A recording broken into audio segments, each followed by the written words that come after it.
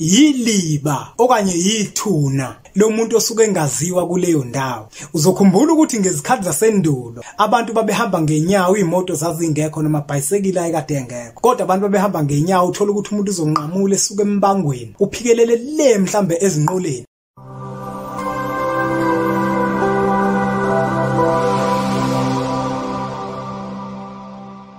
Kwathi ngithi kunina benkashana kaMenzi yaphuza umlazi angameva yaphula umlilo ngamahlamvu abanye bocima ngamanzi.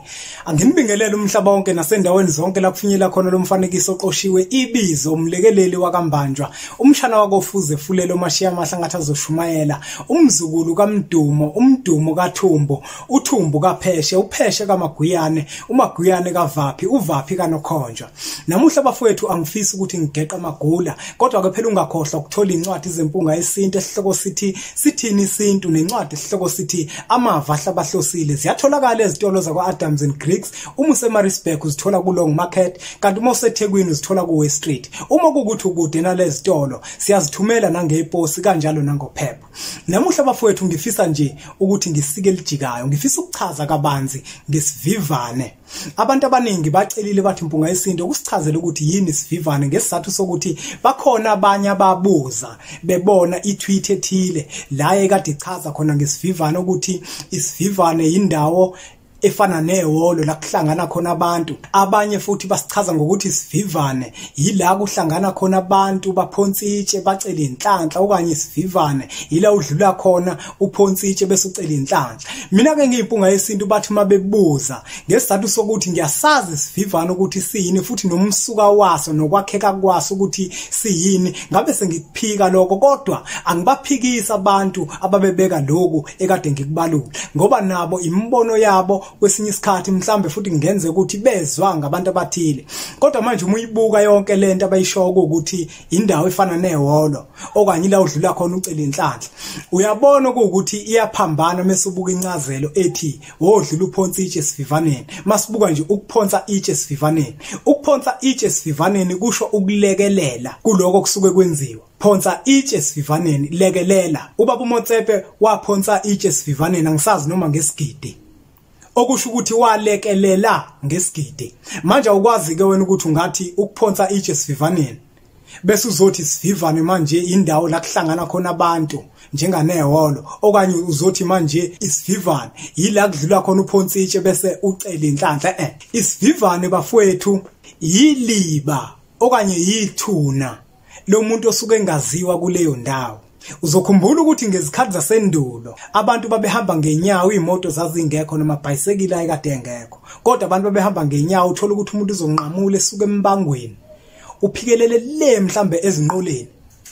Ngenkathi umuntu ehamba endleleni uhlangabezana nezinto eziningi, kukhona izinto ezimkwebhayo eziyingozi mazikukwebhile. Kwesinye isikhathi mhlawumbe uthola uzoshawa inyoka, kwesinye isikhathi uthola ukuthi mhlawumbe hayi ngoba nakukhona isilwane esithile simphazamisile, kodwa manje uthola ukuthi uzobulawa kakhulu umphangazana bese aphelelwa amandla athi umehlala eduze kwendlela mhlawumbe bese agcine eshona ngalezo zizathu ezizomenza ukuthi ashone. Kwakuthi abantu bakuleyo ndawo mase bebona ukuthi kukhona umuntu othile la oshonile eduze kwendlela, babeke babikela abanye abantu njenganenduna, abantu abadumile, babuza ukuthi lo muntu olaphana niyamazi yini ukuthi wakabani.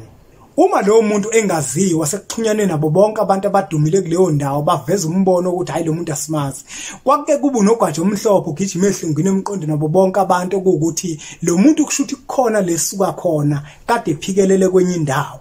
Kwakungapholiswa amaseko ke, kwakuvele kuthathwa amatshe bese bamingilizele, bese bawathatha amatshe bawabeke phezukwakhe ngenhloso yokuthi manje bayamfihla ngoba ukho umuzi azofihlwa kuwona ngoba ufikile kuleyo ndawo. Wayithi kumese segqithiwe ngesimo sokuthi ke manje umuntu kusuke kufanele ukuthi ngempela agqibeke ngempela njengokubona ukuthi umgodi umbi ube mkhulu. Kwakuthi ke makudlula abantu kuleyo ndawo la embozwe khona ngamatshe, babeke batshelwe labo bantu ukuthi hayibo kukhona isivivane lapho ophonsitshe, noma ngazithi umuntu uyabona manje ukuthi uyahamba le kude uyabonakala ukuthi uzodlula eduze kwase isivivane, kuthiwe hayibo kunesivivane lapho odlula uphonsitshe. Nebala umuntu athi angaphonsa amehlo bese alithatha itshe aliphonse.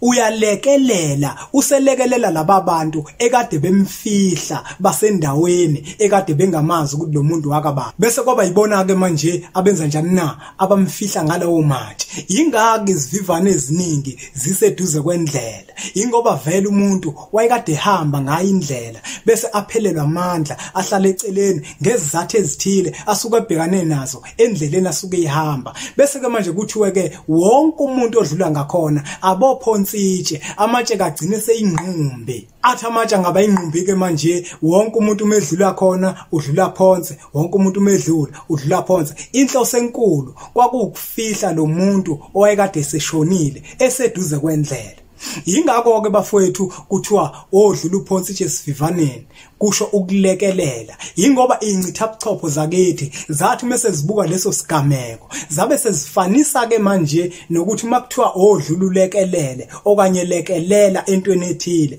base bethatha lesa sigameko ngoba abantu bakithi bamaciko kakhulu kwase kuthiwa ke manje uma kuthiwa lekelela kuthiwa hayibo phela nawe ubophonsitshe esivivaneni isivivane ke bafowethu asiloni ihholo isivivane futhi bafowethu akusho ukuthi mawuphonsitshe khona kuthiwa inhlanhla kodwa mawuphonsitshe esivivaneni usukulekelela ukuthi lo muntu ofihlwe khona umzimba wakhe ungadliwa izinja ungadliwa izilwane njalo njalo asithembeke bafowethu ukuthi lencazelo yesivivane abantu bakwazile ukuthi bayizwe ngoba mina ngiyimpunga yesintu ibingihlupha kakhulu lento mangizwa abantu besabalalisa ulwazi engelona nothi umulubuku usulicubungula ubheka emlandweni ubheka nencazelo yesisho sithi ukuphonsitshe esivivaneni ubone ukuthi ayihambisani ngempela ngiyacela ke bafowethu ukuthi nizitholele incwadi zempunga yesintu esihloko sithi sithini isintu kanjalo nencwadi esihloko sithi amava ahlabahlosi ziyatholakala ezitolo zakwa Adams and Greeks kanjalo nangeposi siyakwazi ukuthi sikuthumelele kanjalo futhi nangophepho ngiyacela ke bafowethu ukuthi niqhubeke njalo